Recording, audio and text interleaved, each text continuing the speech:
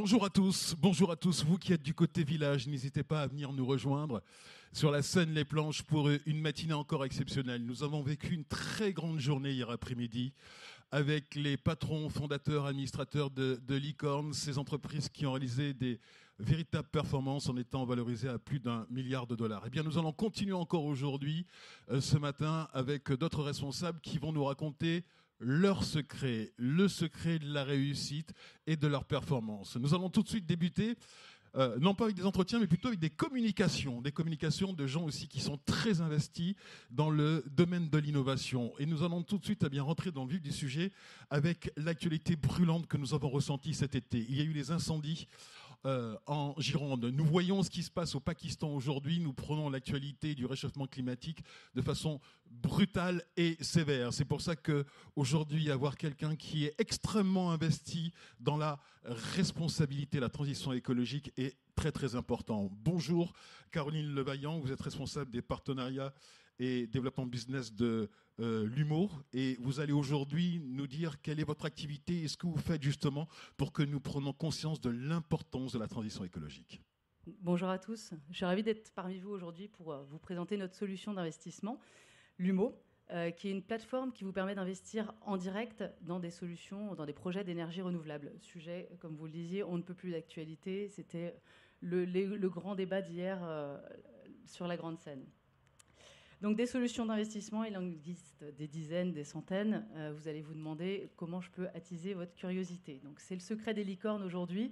Je ne suis pas là pour vous raconter ce qu'il y a sur notre site internet, donc je vais un peu dévoiler la création de l'humo, comment on a vu le jour, etc. Tout est parti en 2007 d'un road trip du cofondateur de l'humo, Alex, qui était alors aux États-Unis et qui découvre la plateforme de microcrédit Kiva. Qui découvre alors à ce moment-là que toute personne peut lever des fonds et participer pour donner à des porteurs de projets. Parti avec son sac sur le dos, il va au Guatemala et cherche des projets à mettre sur la plateforme Kiva. Et c'est à ce moment-là qu'il découvre le concept de crowdfunding. Donc le crowdfunding, c'est quoi ? C'est lever des fonds par la foule. Ça n'a rien de nouveau, ça a été utilisé pour la construction de la Statue de la Liberté. Plus récemment, ça a été utilisé pour la campagne de Barack Obama, pour sa campagne présidentielle. Donc, et pour en revenir à l'humo, Alex retourne en France et a décidé d'utiliser ce concept de crowdfunding pour le mettre au service de la finance comme un outil de lutte contre le changement climatique. C'est alors qu'en 2012, l'humo voit le jour. Mais l'humo, c'est le pionnier en 2012. Il n'y a rien qui existe, il n'y a pas de cadre réglementaire, il n'y a pas de marché. Donc pour créer ce cadre, Olivier Houdaille rejoint les équipes, c'est le président actuel de l'humo. Et après des mois de recherche sur les réglementations, le juridique, etc., avec l'aide de l'AMF et sous l'égide d'Emmanuel Macron et de Flore Pellerin, le cadre réglementaire est né. Donc les associations françaises et européennes du crowdfunding voient le jour, avec l'humo comme l'un des membres fondateurs. Une fois qu'on a créé le cadre réglementaire, il faut créer un marché. Le secteur des énergies renouvelables, c'est un secteur qui est très bankable. Donc les entreprises n'ont pas besoin de faire appel au financement participatif pour que leur projet voie le jour. Donc, lors de l'élaboration de la loi de transition énergétique pour la croissance verte en 2015, sous l'égide de Ségolène Royal, ils ont décidé de mettre en place des amendements pour inciter les entreprises, du coup, à ouvrir une part de leur financement au financement participatif. C'est là que le marché du crowdfunding, du coup, voit le jour. On a un cadre réglementaire, on a un marché, et en créant ce marché, l'humo a créé sa propre concurrence. Donc en 2015, il y a d'autres plateformes qui voient le jour. Donc là, c'était pour vous expliquer un petit peu le contexte du crowdfunding, comment l'humo avait été créé en 2012. Là, je vais vous expliquer maintenant quelle est notre raison d'être, quelle est notre mission au quotidien. L'humo, je vous l'ai dit, on a été créé en 2012 et on est spécialisé dans le financement d'infrastructures d'énergie renouvelable. Ça peut paraître un bien grand mot, mais en fait, les infrastructures d'énergie renouvelable, c'est tout simplement les parcs photovoltaïques, les centrales hydroélectriques, les unités de méthanisation. Avec la crise russo-ukrainienne, vous entendez quand même beaucoup parler de biogaz, donc c'est ça, les unités de méthanisation. Donc, nous, ce qu'on propose chez l'humo, notre rôle, c'est la mise en relation vous, en tant qu'investisseur particulier, si vous souhaitez cofinancer un projet d'énergie renouvelable, vous n'allez pas prendre votre téléphone et chercher dans l'annuaire qui vous allez appeler pour cofinancer ce projet. Donc notre rôle, c'est de mettre en relation des entreprises. On cherche les opportunités d'investissement auprès des entreprises qui développent des projets qui sont favorables au monde de demain, pour mettre en face, les proposer aux investisseurs de la plateforme qui sont inscrits sur la plateforme Lumo et qui sont en quête de sens et de transparence à donner à leurs investissements. Donc Lumo, depuis 2012, a financé des centaines de projets avec des milliers d'investisseurs. Notre rôle, du coup, par exemple, si je prends un exemple basique, ici, si vous souhaitez mettre en place des panneaux solaires sur le bâtiment de l'hippodrome de Longchamp, le projet sera cofinancé en partie par des banques, ensuite par les fonds propres de l'entreprise qui développe le projet, et vous, en tant qu'investisseur particulier, vous aurez la possibilité de participer à partir de 50, 100 euros et jusqu'au montant que vous le souhaitez. Vous pouvez rapprocher un tout petit peu le micro. Au financement de ce projet. Et donc l'année prochaine, quand vous reviendrez à la REF, vous aurez la fierté de dire que l'électricité qui est produite pendant l'événement, vous y participez aussi. Il y a plusieurs avantages à participer à ce type de projet en tant que particulier. Le premier, c'est que chaque année, vous avez des intérêts qui sont versés sur votre compte Lumo, et ça peut aller jusqu'à 7%. Le deuxième, c'est que vous choisissez les projets dans lesquels vous voulez investir. Nous, on vous donne toutes les clés, on analyse tous les projets et on essaye de vous faire une fiche qui est très claire sur le site de Lumo et qui vous permet de faire un choix éclairé sur les projets qui ont le plus de valeur pour vous. Le troisième, et pas des moindres, vous participez à la transition écologique et au développement des énergies renouvelables. Donc, face au changement de ce monde aujourd'hui, et comme vous le disiez, avec tous les événements climatiques qu'on a vécus cet été, chacun d'entre nous, on se demande comment on peut participer à notre échelle à la transition écologique, et on pense assez facilement aux petits gestes du quotidien. Je vais favoriser les trajets en train, consommer en circuit court et consommer des produits de saison. Et on pense assez peu naturellement à la finance qui pourtant est un produit au cœur de la transformation de ces sujets. Donc nous, pour terminer et te laisser la place, on a soufflé cette année notre 10e bougie chez Lumo et on a du coup réalisé de belles choses. J'en ai choisi 3 pour les plus curieux d'entre vous. Vous pourrez vous connecter à notre LinkedIn Lumo France. La première, c'est qu'on a été la première start-up en 2015 labellisée Bicorp en France. Ce label est octroyé aux sociétés commerciales avec des engagements sociétaux et environnementaux qui sont forts. Et pour la 3e année consécutive, on vient d'être recertifié. Donc, c'est des entreprises qui se veulent meilleures pour le monde de demain. La deuxième, c'est qu'on a participé au G7 de Biarritz en 2019. La Nouvelle-Aquitaine devait sélectionner les entreprises les plus performantes de sa région et Lumo, du coup, a eu l'occasion de faire une conférence, d'animer une conférence là-bas lors du G7. Et la troisième, c'est plutôt sur le côté innovant des projets chez Lumo. On a financé le premier projet de géothermie en Île-de-France avec Engie. La deuxième que j'ai choisie, c'est on a cofinancé un projet de photovoltaïque. C'est du photovoltaïque flottant en Nouvelle-Aquitaine. Et on a encore plein de projets devant nous pour les 10 prochaines années. On va franchir les frontières avec l'agrément européen qui nous permettra notamment d'adresser tous les citoyens européens avec notre solution d'investissement. On est en cours d'agrément avec l'AMF.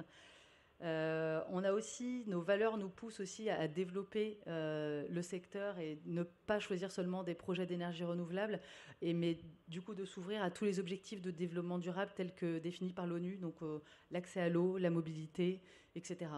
Le reste, on garde quelques infos pour nous encore, n'hésitez pas à nous suivre. Donc si vous voulez faire fructifier votre épargne de façon utile, n'hésitez pas à vous inscrire sur le site de Lumo, lumo-france.com. On est au stand 23, n'hésitez pas à venir nous voir. Merci Caroline Levaillant. Une récente étude nous indique que 43% des Français sont encore climato-sceptiques. Le fait qu'ils puissent toucher les intérêts en investissant dans Lumo pourrait peut-être les convaincre. Donc vous avez encore beaucoup de travail et merci pour ce que vous faites. Jérôme Pénichon, vous êtes cofondateur et CEO de Opens. Vous êtes dans la cybersécurité. Et quand on m'a annoncé votre venue, j'ai pensé tout de suite à cette entreprise dans l'Est de la France qui a fait faillite à cause d'une attaque. Et vous savez, en tant que chef d'entreprise, ça m'a vraiment fendu le cœur et j'ai senti une sorte de fraternité. Et on a besoin de vous, on a vraiment besoin de vous pour nous défendre. Alors qu'est-ce que vous pouvez nous dire à ce sujet ? Écoutez, déjà merci de nous recevoir sur cette scène. La cybersécurité, c'est un sujet qui concerne tout le monde. Ce n'est pas le sujet le plus sexy du monde et pourtant nous sommes tous concernés. Il y a d'autres cas tragiques. En ce moment, il y a les équipes techniques de l'hôpital Corbeil-Essonnes qui vit une période très très difficile avec une attaque majeure. Pour planter le décor, très rapidement, la cybersécurité, c'est un marché qui grandit de plus de 400% par an vu du côté cybercriminel. Donc c'est un marché en énorme croissance qui rapporte aujourd'hui plus, c'est un business qui rapporte plus que le trafic de drogue à l'échelle de la planète. C'est un sujet qui touche tout le monde. On a parlé des hôpitaux, on a parlé des entreprises, ça touche aussi les particuliers. Et quelque part, ce que nous partageons tous, c'est la culture sécurité que nous n'avons pas tous encore en nous, mais quelque part, c'est cette culture qui va se propager à la fois à l'hôpital, dans les États, dans les entreprises, dans les hôpitaux. Donc voilà pour le côté pile du problème, qui est la cybersécurité qui concerne tout le monde. Et votre entreprise aujourd'hui, eh bien, elle fait partie intégrante de ce Far West numérique. Côté face maintenant, il y a les entreprises. Les entreprises aujourd'hui, eh bien, parfois, elles ont des solutions techniques pour assurer leur sécurité. Donc, les solutions techniques, vous les connaissez. De temps en temps, elles ont des solutions de sauvegarde. Je dis bien de temps en temps. Plus l'entreprise est petite, moins elle a accès aujourd'hui à ces solutions. Et il y a un autre aspect de la cybersécurité qui est totalement sous-estimé, c'est l'aspect humain. Aujourd'hui, est-ce que vous, dirigeants qui m'écoutez, vous êtes sereins quand vous imaginez ce que peuvent faire les salariés lorsqu'ils sont derrière leur écran avec les outils que vous mettez entre leurs mains? Alors, on va oublier le cliché rigolo du selfie avec l'écran d'ordinateur juste derrière la personne qui est toute contente de montrer qu'elle est bien dans son job et qui va poster cette photo sur Insta. Mais il y a des cas beaucoup plus concrets et qui sont malheureusement oubliés ou méconnus des chefs d'entreprise. Donc là, je vais vous donner un exemple concret, un secret qui vient de chez nous. On réalise notamment des simulations de phishing. On est devenu expert dans le sujet. Et donc, je vais partager avec vous les résultats de tests que nous réalisons dans les entreprises, chez nos clients, dans des entreprises de tout secteur et de toute taille. Imaginez qu'on envoie un email aux salariés reprenant la charte graphique d'outils bien connus, par exemple la solution Teams de Microsoft. On demande aux salariés de cliquer et là on observe leur comportement. Ce que l'on constate, c'est qu'environ 50% des salariés en moyenne cliquent sur ce lien piégé. Une fois qu'ils ont cliqué, on leur montre un site web qui leur dit « Donnez-nous vos identifiants ». Et on reprend la charte graphique, là aussi, de Microsoft pour qu'ils se sentent en confiance. Qu'est-ce qu'on observe ? Entre 20 et 25% des salariés donnent leurs identifiants aussi facilement que ça.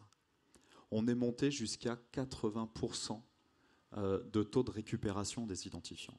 Donc pour ça, pour lutter contre ce phénomène, on dit toujours qu'en cybersécurité, on dit toujours que la faille, elle est entre le clavier et la chaise. C'est vrai.